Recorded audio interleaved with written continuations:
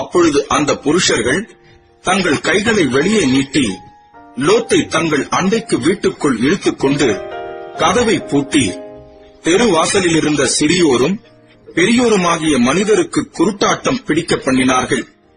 அப்பொழுது அவர்கள் வாசலை தேடி தேடி அலுத்துப் போனார்கள்.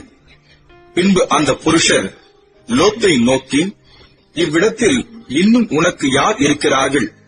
மருமகனாவது, உன் குமாரராவது, உன் குமாரத்திகளாவது, பட்டணத்தில் உனக்குரிய எவர்களாவது இருந்தால் அவர்களை இந்த ஸ்தலத்தில் இருந்து வெளியே அழைத்துக் கொண்டு போ. நாங்கள் இந்த ஸ்தலத்தை அழிக்கப் போகிறோம். இவர்கள் கூக்குரல் கர்த்தருடைய சமூகத்தில் பெரிதாயிருக்கிறது. இதை அழிக்க கர்த்தர் எங்களை அனுப்பினார் என்றார்கள்.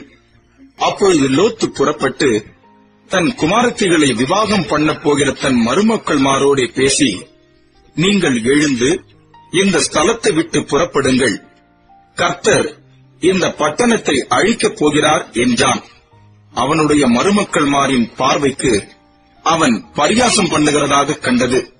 கிழக்கு வெளுக்கும் போது அந்த தூதர் லோத்தை நோக்கி, பட்டணத்திற்கு வரும் தண்டனையில் நீ அழியாதபடிக்கு எழுந்து உன் மனைவியையும் இங்கே இருக்கிற உன் 2 குமாரத்திகளையும் அழைத்துக் கொண்டு போ என்று சொல்லி அவனை துரிதப்படுத்தினார்கள். அவன் தாமதித்துக் கொண்டிருக்கும் போது கர்த்தர் அவன் மேல் வைத்த இரக்கத்தினாலே அந்த புருஷர் அவன் கையையும் அவன் மனைவியின் கையையும் அவன் 2 குமாரத்திகளின் கையையும் பிடித்து அவனை பட்டணத்திற்கு வெளியே கொண்டு போய் விட்டார்கள்.